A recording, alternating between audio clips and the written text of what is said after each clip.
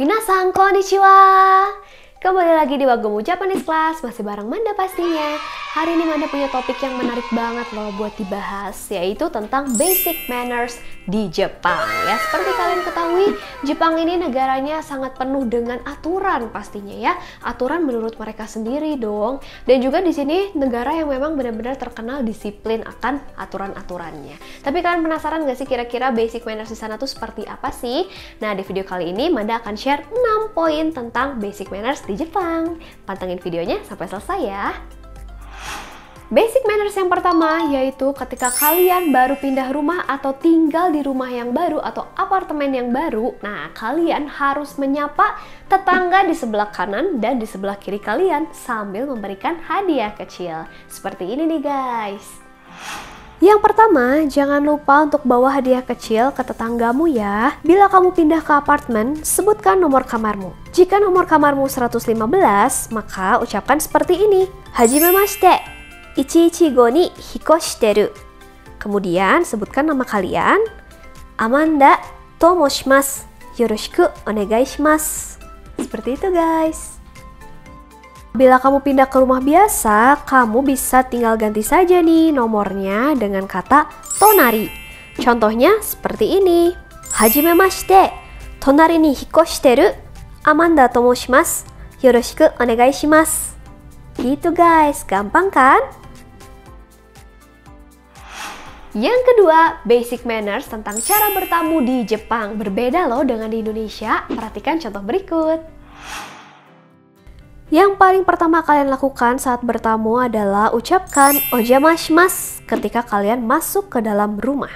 Saat kalian melepas sepatu atau sendal yang kalian pakai, jangan lupa untuk arahkan ke arah pintu keluar atau di rak sepatu guys. Jangan lupa pakai siripa atau sendal yang disediakan oleh tuan rumah. Kalau misalkan tidak ada, tidak apa-apa ya guys, kalian gak usah pakai apa-apa. Poin yang ketiga, ini menarik guys, tentang sumpit. Sumpit ini sakral banget kalau di Jepang, bahkan sampai punya basic manners 6 poin guys. Kita mulai dari poin yang pertama ya. Oke, yang pertama teman-teman, kita tidak boleh menggosok sumpit seperti ini. Ini nggak boleh ya, dame dayo. Kecuali kalau sumpitnya terbuat dari kayu. Jadi adalah sumpit-sumpit kayu gitu kan, yang bulat. Biasanya harus kita pisahin dulu kan. Nah itu nggak apa-apa sih digosok, karena untuk menghilangkan serat-serat kayunya. Basic manners yang kedua, jangan tancapkan sumpit kalian di atas nasi tegak lurus seperti ini. Wah, nggak boleh guys. Karena ini tuh seperti dupa jadinya. Sedangkan dupa ini digunakan untuk orang yang meninggal. Wah, tidak boleh ya. Jadi sebaiknya kalian letakkannya seperti ini saja daripada ditusuk di atas mangkok. Poin yang ketiga, kalian jangan pernah menusuk makanan pakai sumpit guys ya. Kayak misalnya nih kalian punya bakso ya kan, bakso terus kalian colok pakai sumpit gitu digini, gak boleh guys. Dame dayo, di Jepang itu sumpit penggunaannya ya udah cuman begini aja. Jangan dipisah-pisah, jangan dicolok-colok. Ingat ya. Poin yang keempat adalah kalian tidak boleh menyerahkan makanan dari satu sumpit ke sumpit yang lain. Misalnya nih kalian ngambil satu ayam, misalnya potongan ayam dikasih ke teman kalian, terus teman kalian ngambil pakai sumpit juga. Dame dayo, tidak boleh ya. Karena ini disebutnya hashiwatashi, yaitu suatu kegiatan di acara pemakaman gitu sih teman-teman. Jadi kalau udah dikremasi tuh kan biasanya ada sisa tulang.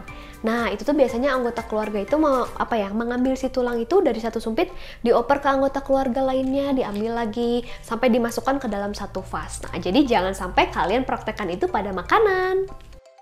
Nah, poin yang kelima teman-teman, kalian gak boleh nunjuk orang pakai sumpit. Hei kamu, gak boleh ya. Jadi ini alat makan guys, untuk makan aja. Dan poin terakhir yang paling penting adalah ini cara menggunakan sumpit yang benar teman-teman. Caranya kalian hanya menggerakkannya menggunakan jari telunjuk dan jempol. Jadi satu sumpit yang di tengah ini, yang paling dalam ini dia diem guys. Jadi yang gerak tuh cuman murni ini aja. Gitu caranya guys. Gimana? Kamu bisa nggak pakai sumpit dengan benar? Oke teman-teman, basic manners yang berikutnya, poin keempat, yaitu tentang tata cara setelah makan di restoran atau di rumah makan ya. Jadi mungkin kalau di Indonesia kita masih biasanya kita tinggalkan aja tuh di meja. Biarpun udah ada beberapa sih yang kita tuh self service ya, ketika udah beres makan kita beresin sendiri. Nah kalau di Jepang itu tuh udah hampir semuanya sistemnya seperti itu teman-teman.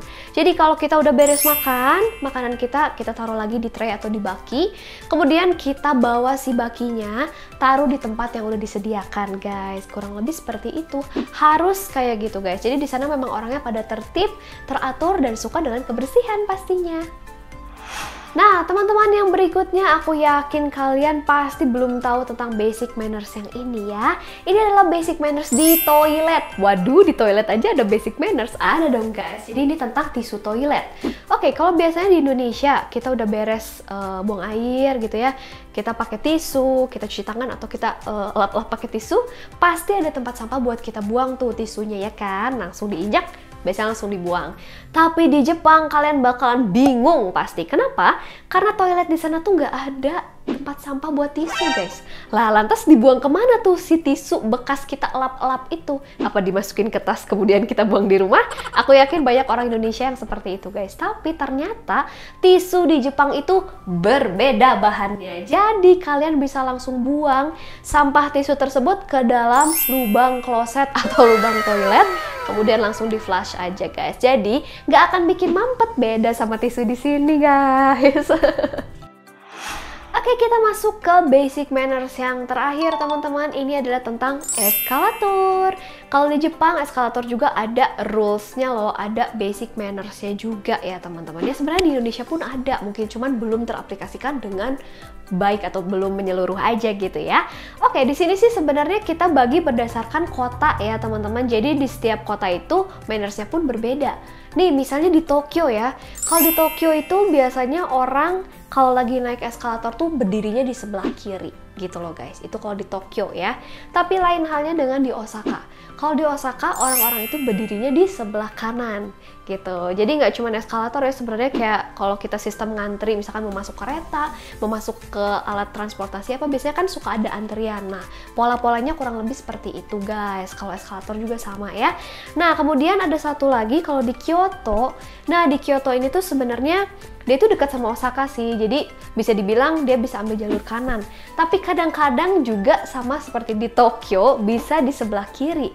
Jadi masih fleksibel nih kalau Kyoto. Kalian bisa berdiri di kanan, bisa berdiri di sebelah kiri. Itu bergantung dari orang yang ada di depan kalian guys. Kayak gitu loh sistemnya ya kalau di Kyoto. Oke, dan ada lagi nih, misalnya kayak sistem di stasiun gitu ya. Kalau misalkan stasiun itu pun tergantung dari stasiun mana kalian tuh naik gitu guys. Misalnya kalau kalian naik kereta api bawah tanah atau JR, itu biasanya kayak di Tokyo, kalian tuh barisnya di sebelah kiri guys, kayak gitu ya. Oke, tapi kalau misalkan stasiun-stasiunnya bukan yang stasiun bawah tanah, misalnya yang atas tuh kayak Kintetsu, Hankyu, kemudian Keihang ya. Nah kalau itu kalian barisnya di sebelah kanan. Oke, memang rada susah sih kalau untuk ngikutin yang seperti ini ya, karena masih fleksibel banget. Ditambah karena banyak juga turis yang pastinya datang ke Kyoto, dan kita tuh nggak mungkin sosialisasi satu persatu ke turis, kamu berdiri di kiri ya, kamu di kanan ya, kan nggak mungkin guys. Jadi sampai dengan saat ini mungkin kalau di Kyoto tuh lebih fleksibel aja, bisa ikut kanan, bisa ikut kiri, berdirinya bergantung dari orang yang ada di depan kalian guys. Wah seru nih, kayaknya kalau di Indonesia juga mulai diaplikasikan nih sistem berdiri di eskalator, pastinya tuh bakal jauh lebih tertib dan rapi ya nggak sih? Kalau misalkan kita ke mall atau kemana itu bakalan jadi lebih tertib loh. Setuju nggak sih guys? Oke, kurang lebih itu ada 6 ya, 6 basic manners di Jepang yang ini dasar banget yang harus kalian ketahui sebelum kalian pergi ke Jepang nanti guys. Ketika Jepang udah open border, kita bisa langsung ke sana dan bisa aplikasiin si basic manners tersebut pastinya. Dan semoga bermanfaat ya. Kalau kalian punya tambahan basic manners lain, bolehlah langsung aja sharing-sharing di kolom komentar ya. Jadi kita di sini berbagi ilmu juga sama teman-teman yang lain pastinya. Dan jangan lupa buat like, comment, share, dan yang paling penting subscribe juga biar kita makin semangat sharing ilmu buat teman-teman semua. Kalau gitu Manda pamit. Arigato, mata nih. Ada motro. Motro. Pakai tuh. Motro cycle. Jadi Iya banget. Haya Fuyo motorcycle. Motorcycle. 1, 2, 3. Kelas ya, tadi aku bilang ada 6 poin, ternyata ada 5. Enggak pada hafal.